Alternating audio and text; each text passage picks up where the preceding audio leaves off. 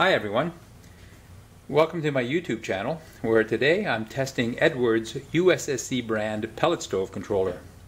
Edwards sent me this one, well he actually sent me two of them, two of the same model because it was non-functional. It actually would power up but then the screen went blank just like you see it now. So I've made some updates, I've made some changes, some repairs, and the controller is now ready to be tested. I believe I have it fully functional. So I'll go ahead and turn on my tester, and that will turn on the controller itself, and at the same time it'll turn on some lights in the back. One is the igniter, or a light that simulates the igniter, one that simulates the combustion fan, one that simulates the auger, and one that simulates the convection or room fan. So let me go ahead and turn that on, and when we do we'll see the USSC logo followed by the PLLT for pellet, and then the version which will be V2.76, and followed by draft, and the draft light does come on, so the draft fan is on. We also have a number of other lights come on. We're in automatic mode, and we have the heat range in heat range number 1. So I'm able to change the heat range, go to 2, 3, 4, and 5, and back down. So again, that is functional. And then the other thing I can do is I can do the room fan update. I'm in automatic, so I can change that and go down 9, 8, 7, 6, 5, 4, all the way down to 1, and then back up to automatic. So I'll go back down to 1. And then the draft fan, again, I can change it. I'm in automatic. I can go down to 1.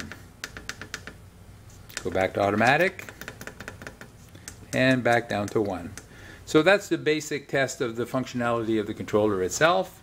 The next thing I can do is I can do a simple reset, which means that I'll press the two auxiliary up and down keys at the same time for 3 seconds, and that'll send me to the buy mode. There we go, we're in buy, and the reboot will start. USSC, PLLT, version 2.76, and then draft.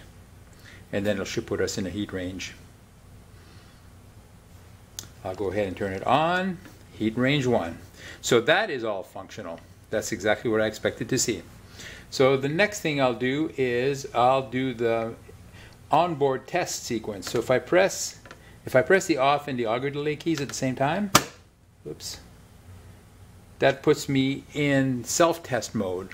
So with off and auger delay, I go to self-test mode. It's telling me that the draft fan is on, and we're seeing it by the light. So if I press any key on the controller, and you see the draft fan light came on, so that corresponds to the draft.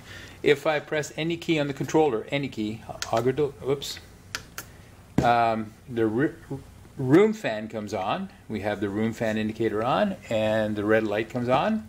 If I press any other key, the igniter comes on. I have the igniter come on, and one more time the auger, and it's telling us the heat range comes up, and the auger light is on. So all that is functional.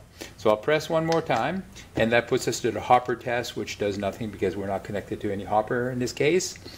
The stat comes up. I'm not sure what that means, as you see in my other videos as well, but I'm just glad to see it.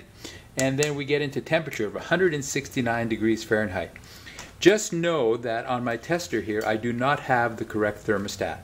So that's why it's reading 169. But what I can do is I can squeeze or pinch the RTD itself, and that'll make the temperature go up well above 200 degrees Fahrenheit, and we see it creeping up slowly here.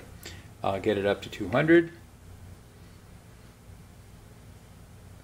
and it jumped quite a lot. So then it'll come back down as I have it back in room air. So all that is telling me that the temperature sensing circuit on the controller is working correctly. It's not accurate because I don't have the right thermistor, but it is functional, which is good enough for the test purposes. So I'll press the next key. That puts me to 60H, which is the frequency that power is at here at the house. So that's 60 Hertz, which is North American standard. I'll press the next key, which is buy, and it puts me into reboot.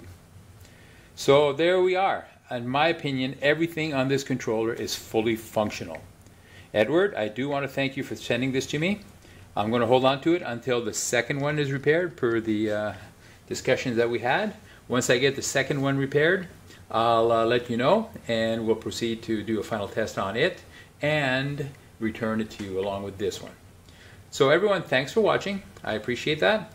I do hope that you'll take a second here to quickly click the thumbs up for this video if you enjoyed it, if you thought it was of value to you, and subscribe to my channel. I always appreciate that.